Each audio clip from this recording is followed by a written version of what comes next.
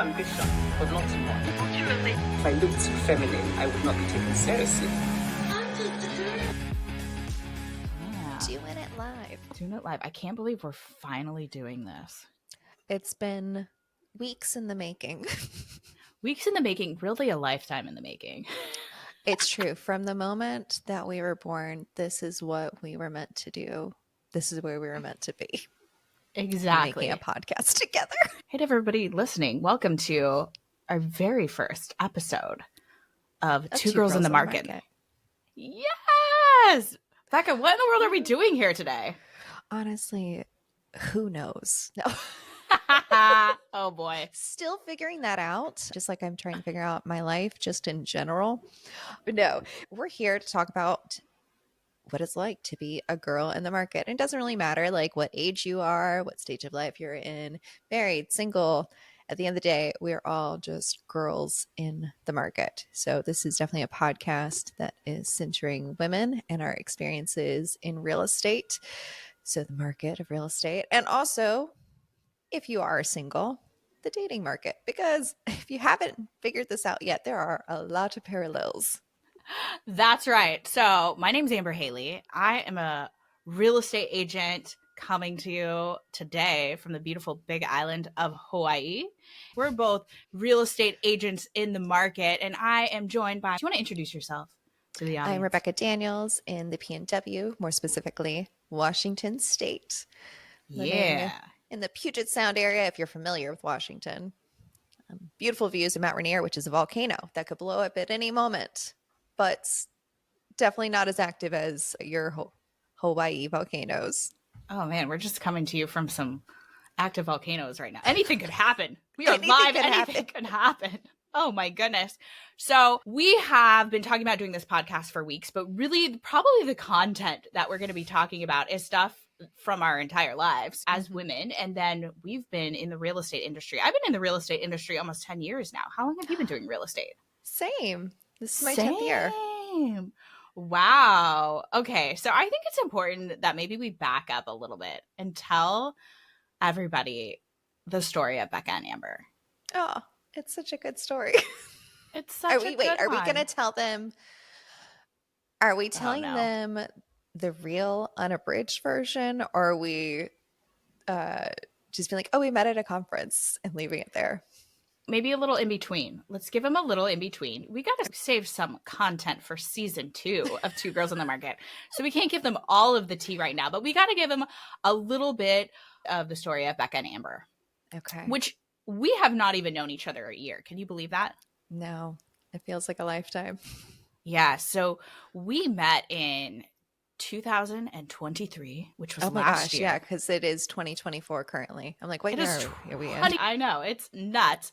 So we actually met at a real estate conference. So one of the fun things that I have been doing over the last couple years, where I've been a solo agent again, I've been in a transition phase of life. And I know you've been in some career and life transitions over the last years as well. It's one of the things we bonded over, but I've been going to more real estate events. So that is how you and I met. And it's funny because I feel like we should have met sooner than we did, actually. We could have met in October at the Real conference, the first annual conference for our brokerage, because we were both there. We were both in the same place. Yeah, we apparently became Facebook friends afterwards. That's right. I totally forgot.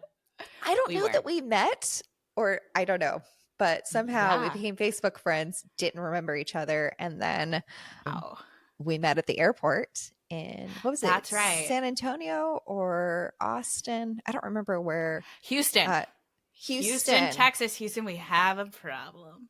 That's right. So we met at a conference for real estate agents. And it's a funny story. We found ourselves in a very similar phase of life.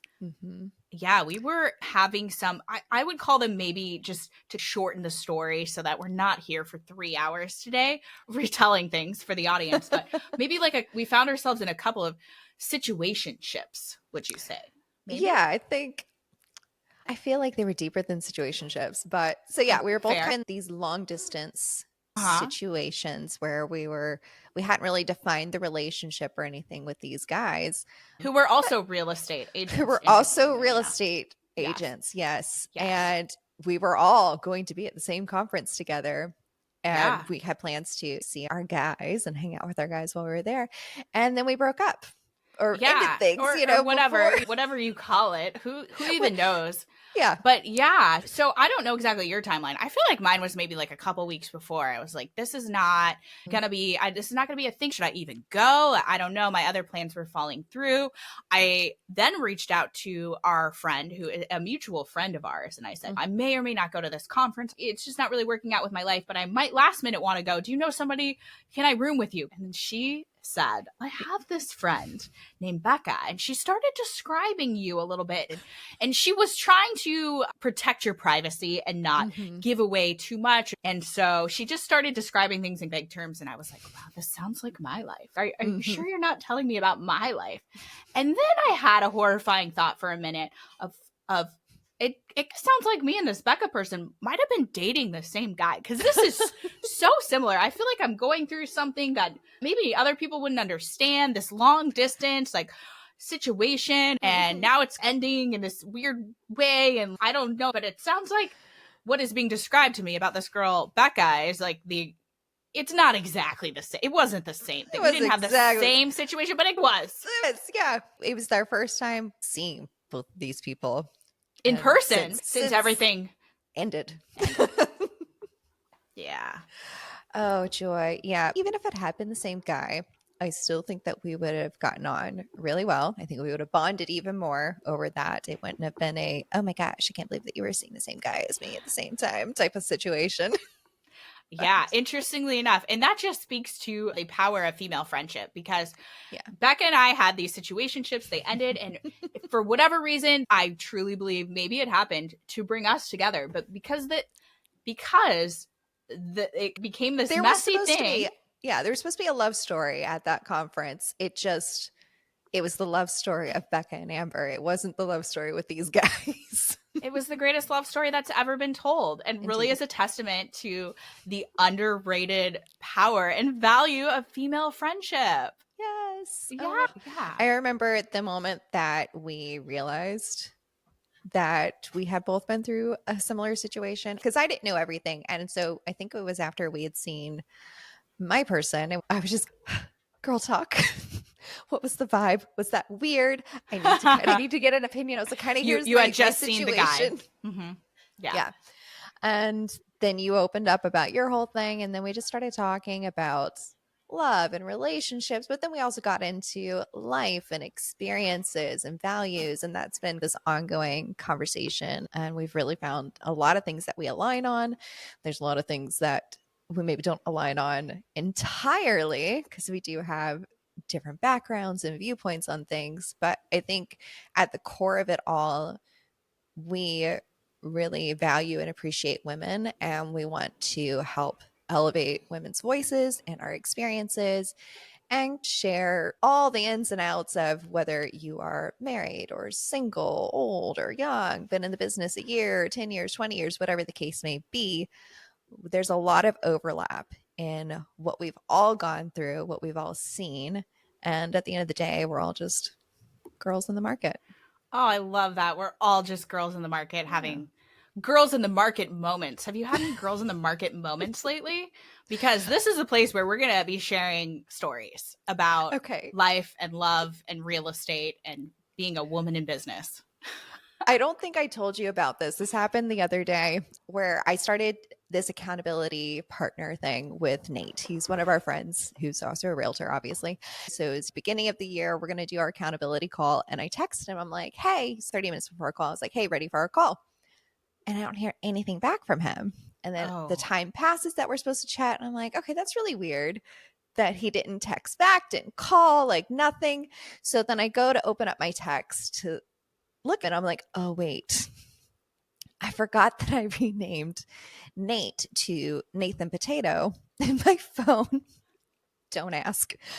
And the person that I actually texted was Nate from Hinge.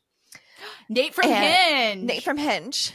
This is a girl in the moment problem. No. Or girl in the market. This is a girl in the market moment problem. A girl in all the markets. Now, here's the thing. Nate from Hinge, I had not spoken to him since December of 2022. Mm-hmm. It has been a full year since I've spoken to this man. The last thing I had sent him was, yeah, let's set up a call for next week. And then I don't think I ever spoke to him again after that. So then my next text is a year later, ready for our call? Wow. I wonder if he thinks you ghosted him. This is hilarious, Becca. Okay, so you mixed up Nate from Hinge a long time ago, apparently, who you just faded away, with Nate, who is our colleague at our brokerage. Yeah. That's pretty funny. And it's this is a classic moment. This is a classic phone conversation I feel like you and I would have, and a reason we're making this podcast. Because we really bonded over the fact that the dating market and the real estate market have a lot of parallels. So while we're here today to talk about issues that affect all women, because you and I are both single, we married, just happen to be single at this time. we happen to be in our 30s running these solo little empires in our own real estate markets. We just keep finding these girl in the market moments. It sounds like you got full roster problems over there. Yes, I probably need to delete some people out of the roster. Just can't delete them believe you from my did that. phone, send them to a graveyard. Like, I don't know. You know what? It's an easy mistake to make. Yeah, this is why I put emojis next to people's names, but I think I need to put the emoji at the beginning of the name instead of the end of the name, so that when I'm not paying attention to what I'm doing, I don't text men from the dating apps that I don't actually want to talk to again. Whoops. Wait, did we hear yet? Did he respond? He did. And he's like, I have a girlfriend. He has a girlfriend. And I'm like, I'm so sorry. This was not meant for you. And promise. he's thinking, sure. Yeah. Sure, that wasn't meant for me. Sure. He's like, you're totally Wow. just trying to save face. Yeah. I can never talk to this man again. This is so funny. Oh my goodness. And was this a guy from Hinge back in Florida, or where you live now in Washington? No, it's here in Washington. Wow. Okay. So Rebecca Daniels is a Washington realtor, but she's also licensed in Florida. So she's basically from Florida, and I'm basically, even though I'm on the big island of Hawaii, from California. So that might alone tell you a little bit about us and our backgrounds right there. We just keep moving west. That's all we're doing. Yes, we keep moving. But what I love about us is we share so many, not only silly, similar, funny situations in our life, our love lives, our business lives, and all of that. But we also share a lot of really core values, but sometimes we have like different beliefs and ways of getting there. So I think people are going to like hearing our different viewpoints on different issues as well. What do you think? I think so. You're a feminist. And I while I love women's values and women's rights and all this stuff, I wouldn't necessarily define myself as a feminist in the same way, because I'm definitely more on the traditional values side of things. And you're definitely more on the liberal leaning side. Yeah, I would say say that. But then we're able to find that overlap in the middle of the things that, we both agree that women should be equal. Women should be treated the same. We should have the same opportunities and all these things. How we get to all of that, like you said, may not always be the same. But at the end of the day, we do believe that all people should be treated the same way and are equal, no matter what your gender is or your station in life or your season of life, whatever it is. Everybody should be treated with value. Yeah. And there's a lot of amazing conversations that I feel like need to be had about all kinds of different topics when it comes to women's issues and being a woman in business. I feel like you and I both met when we're both solo agents in a transition phase a little bit with our businesses. And then obviously in our personal lives as well. And I think because of that foundation of similarities, we've been able to already have so many conversations about different things that affect us and affect women everywhere. And I am just so excited to continue to have them on this podcast. Like, I'm really looking forward to having this space to do that. And with you. Yes, I'm excited. I think we both have this desire to help others and to create change, be the change that you want to see in the world, as they like to say. And since we met, we've both stepped into leadership roles within our company. So you're on the leadership advisory board, where you're helping to guide our CEO and our CFO. You're having these weekly, monthly board meetings. Bi-weekly. I mean, you can Which, hang by the way, out. means every other week. Doesn't it seem like it should mean twice a week in your brain? Or is that just me? Side That's note. just you. Okay. Bi-weekly. Yeah. And you're really involved with the Women of Real.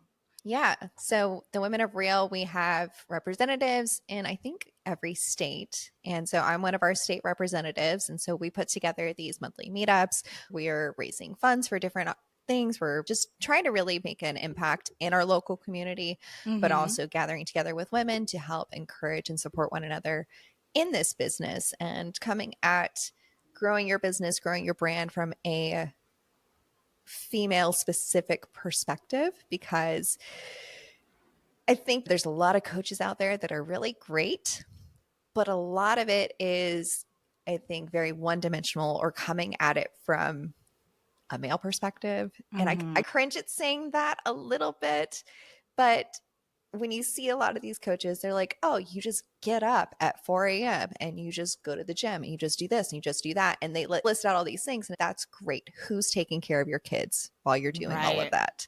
Who is cleaning your house and making your meals when you're doing all of that?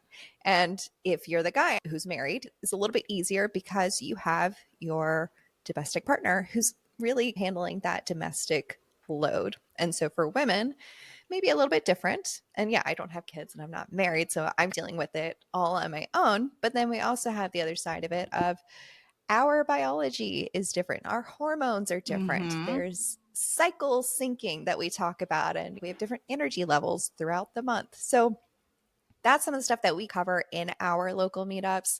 I don't know what all the other Women of Real representatives do, but that's something that has brought a lot of value to the gals in my market is how can we optimize our brains and our bodies where we are to be the best that we can be instead of trying to be like everybody else or be like the guys when we aren't like the guys. Let's work with what we have.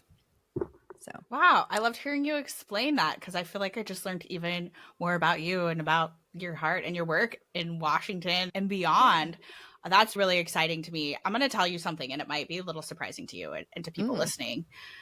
And maybe to people who know me. I don't think I was always very comfortable identifying as somebody who's more of a feminist. And I was definitely not always comfortable with so much focus on women's groups, which is interesting because I am such a champion of elevating women and I think it's so important for women to have a voice. And that's why we're here doing the things that we do and making sure that there's representation and all of that. But it used to make me pretty uncomfortable because in an ideal, perfect utopian world, we would just all be equal and have started on an equal playing field. But even in our lifetime, and you and I are both in our 30s, there has been a lot of progress and catching up done for elevating women to be on the same level as men. There are still a lot of issues that we face that are really unique to the female experience. And until I started talking about these things more and doing a deep dive into them, I didn't realize how even just exhausting the conversations became among my male colleagues, my male friends, my male family members, people who I know really support women and want to empower women and who see women as being equal, who just haven't lived their whole life as a woman. And it just wasn't even on their radar. A lot of these really like specific things that we face every day that we'll dive into on this podcast. So having a space to just show up and share stories and be with other women who just get it. I don't have to sit here and explain myself to you about the things that I do and why I do the things I do is really important. And then we also, since we are not on an even playing field with men, even though we've made a lot of progress, there are things we need to do to elevate women, because when little girls grow up, if you can see it, you can be it. And I'll tell you, when I was growing up, the things that I saw were very different than, fortunately, what I think girls are conditioned to see now and what the guys my same age grew up seeing. I was raised on Disney princesses that needed saving and this and all these little things that shaped who I am, and these little nuances and things that I'm still discovering as I get older. And there's just so many conversations to have. And it's so great to have a safe space to just talk about it freely where everybody understands. Yeah. I think, yes, as a woman, we are able to start from more of the same start space versus, Mhm. okay, let me define things. Let me define some situations to you, other person who did not grow up as a woman, so you don't necessarily understand it. But no, I did not know that about you. I did not know that you weren't always a feminist or feeling so strongly about women's groups and women's spaces and all that. So my jaw did like internally drop a little bit. It's like, wait, who is this former Amber? So I have no I idea who probably she is always because was a feminist, but the word, I I know don't know. feminist Barbie Amber. That's who I know.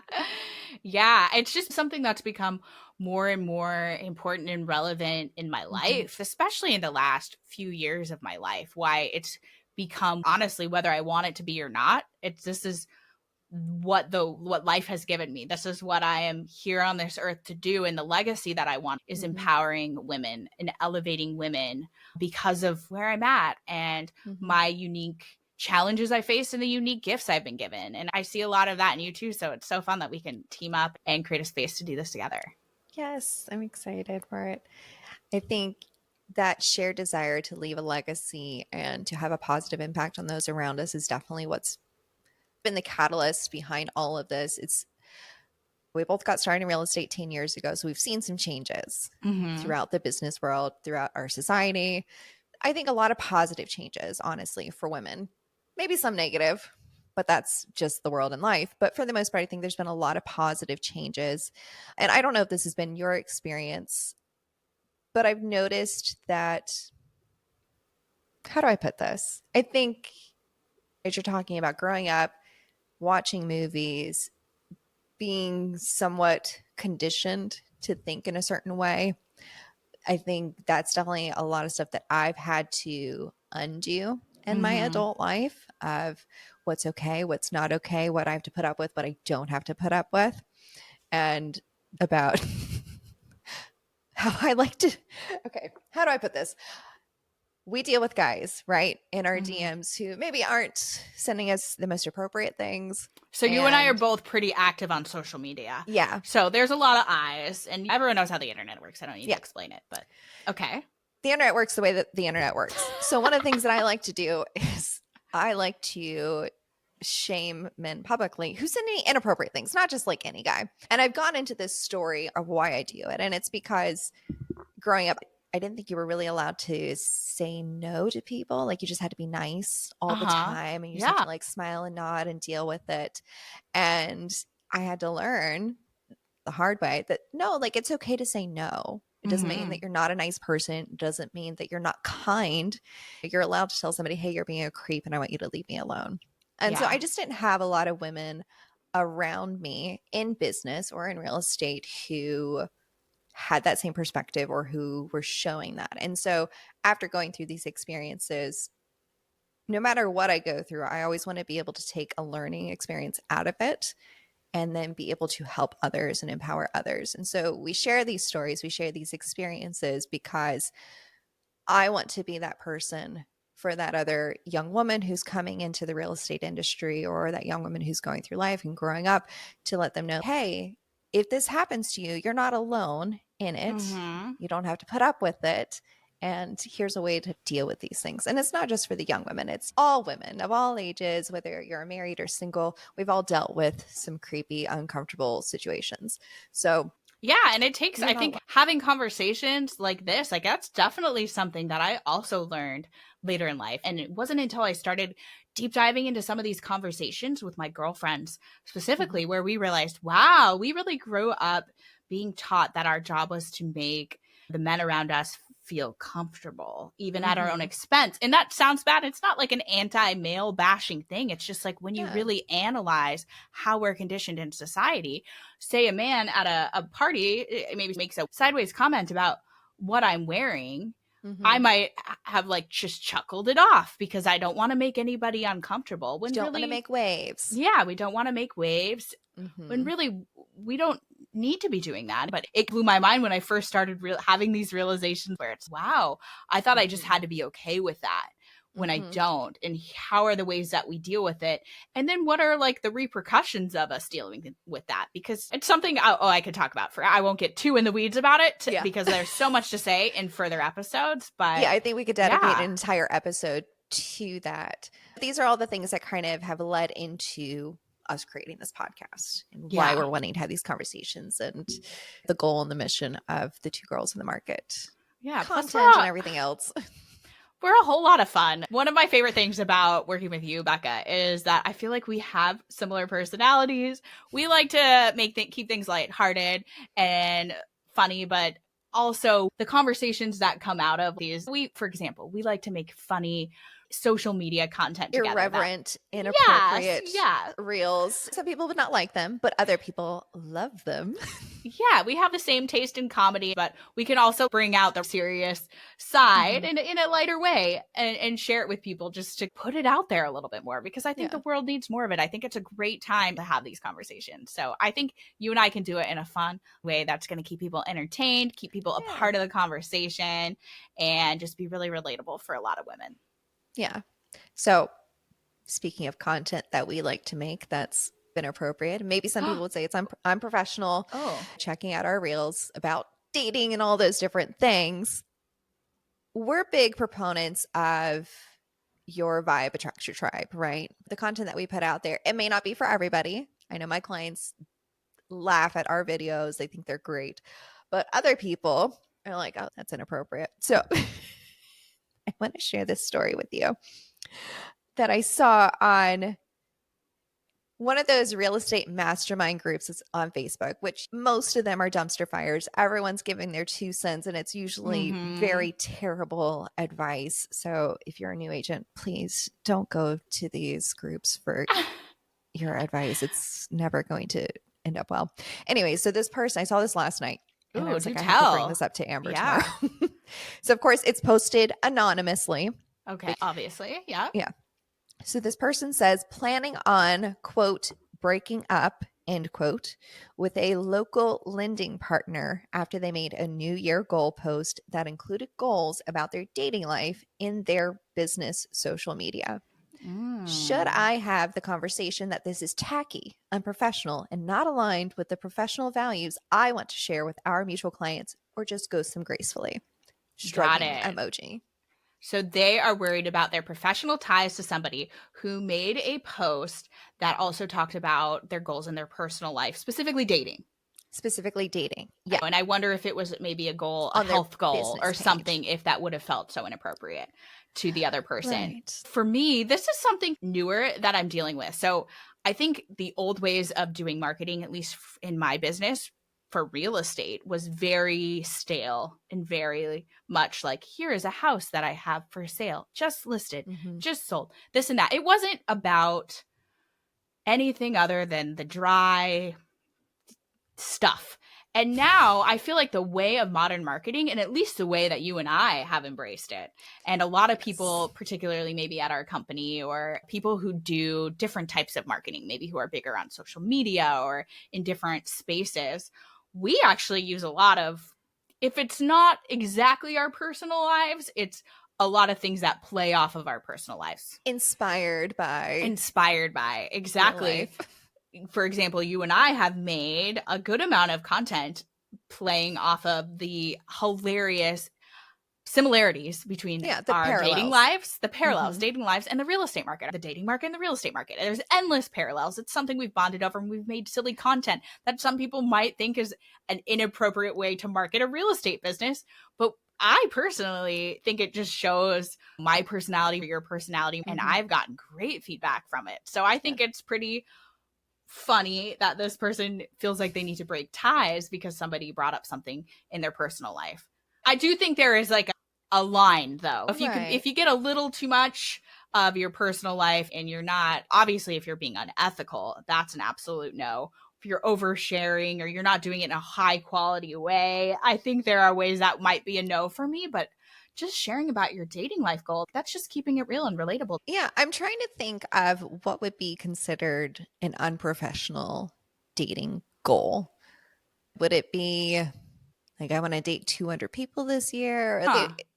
Like, when does something become unprofessional? Yeah, I think that is going to be different to the individual. I could certainly like name off some things right now that I think would be completely unprofessional.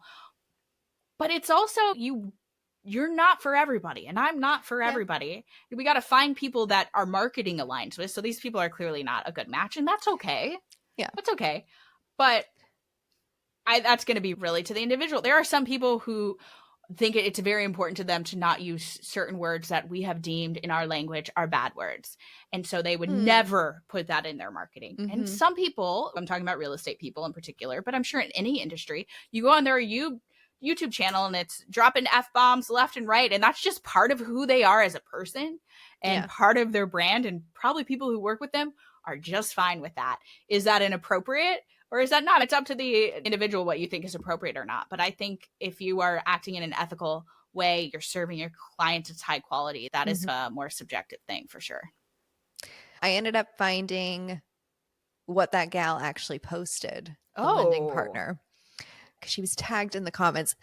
Let me tell you, this group went off on the anonymous poster. So it's probably good that they posted anonymously. But this is what she said.